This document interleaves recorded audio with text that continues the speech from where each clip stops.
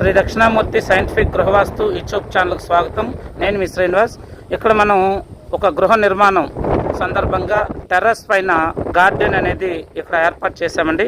ఆ terrace garden ఏ విధంగా మనం క్రియేట్ చేసామనేది మీరు ఒకసారి ఈ విజువల్స్ చూడండి.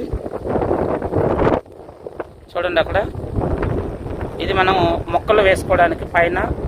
ఈ మధ్యకాలంలో టెర్రస్ గార్డెన్ అంటే చాలామంది బాగా ఇష్టపడుతూ ఉన్నారు, చాలా ఇంట్రెస్ట్ చూపిస్తున్నారు. కాబట్టి ఈ విధంగా మనం టెర్రస్ గార్డెన్ అనేది ఆ పైన చూడండి, ఒక తొట్టెలు కట్టాం కదా సిమెంట్వి, ఒక చూడండి. ఆ తొట్టెల్లోని మట్టి అలాగే ఓక కలిపేసి ఫస్ట్ ఒక వారం రోజుల వరకు మనం ఆ తొట్టులో కానీ వేస్తే అది కొంతవరకు రెండు మిశ్రమంగా పనిచేసి వాటి పని అవి చేస్తూ ఉంటాయి. తర్వాత దీని మీద కంపోస్ట్ అనేది వేసుకోవాలి.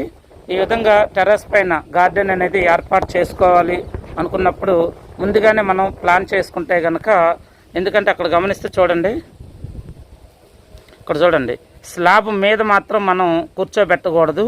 ఎప్పుడు కూడాను మొక్కల కోసం ఈ విధంగా నిర్మాణం చేయాలనుకున్నప్పుడు స్లాబ్ మీద ఒక అడుగు అంత ఎత్తులో కొంచెం దిమ్మల్లా కట్టుకొని దాని మీద మళ్ళీ మనం యొక్క తొట్టికి సంబంధించినటువంటి ఒక సిమెంటు బిల్లలు లాంటివి 4 ఇంచుల మందంతో తయారు చేసి వేసుకొని దాని మీద మనం ఈ విధంగా నిర్మాణం చేసుకుంటే కింద ఉన్నటువంటి స్లాబ్ అనేది మనకి పాడవకుండా మన పని, ఈ మొక్కలు ఏదైతే మనకి ఇంట్రెస్ట్ ఉందో ఆ మొక్కల కార్యక్రమం సజావుగా సాగుతుంది. అలా కాకుండా చాలామంది ఫ్లోరింగ్ పైనే తొట్టులు నిర్మిస్తూ ఉంటారు. దానివల్ల ఏమవుతుందంటే మనం ఆ మొక్కలకు నీళ్ళు కొట్టేటప్పుడు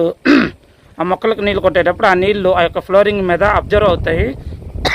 అబ్జర్వ్ అయినప్పుడు రాను మనకి ఆ ఫ్లోరింగ్ అనేది, ఆ స్లాబ్ అనేది పాడయ్యే అవకాశం ఉంటుంది. కాబట్టి ఈ విధంగా ఎవరైనా సరే మొక్కలు వేసుకోవాలి, టెర్రస్ గార్డెన్ కావాలనుకుంటే కనుక డైరెక్ట్ స్లాబ్ మీద మీరు నిర్మాణం చేసుకోకుండా స్లాబ్ కంటే ఒక అడుగంత ఎత్తులో ఇలా నిర్మాణం చేసుకొని చక్కగా మీరు మొక్కలు పెంచుకోవచ్చు.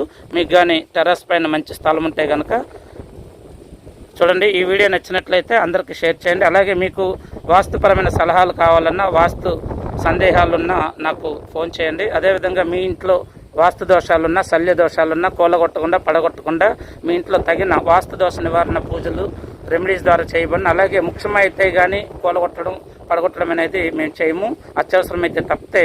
అలాగే మీ ఇంట్లో ఎవరికన్నా సరే భూత ప్రేత పిశాచ గాలి ధూళి దెయ్యం వంటివి లేదా చేతబడి వంటివి ఉన్నాయని మీకు అనుమానం ఉంటే నన్ను సంప్రదించండి. ఓం గం గణపతియే నమః.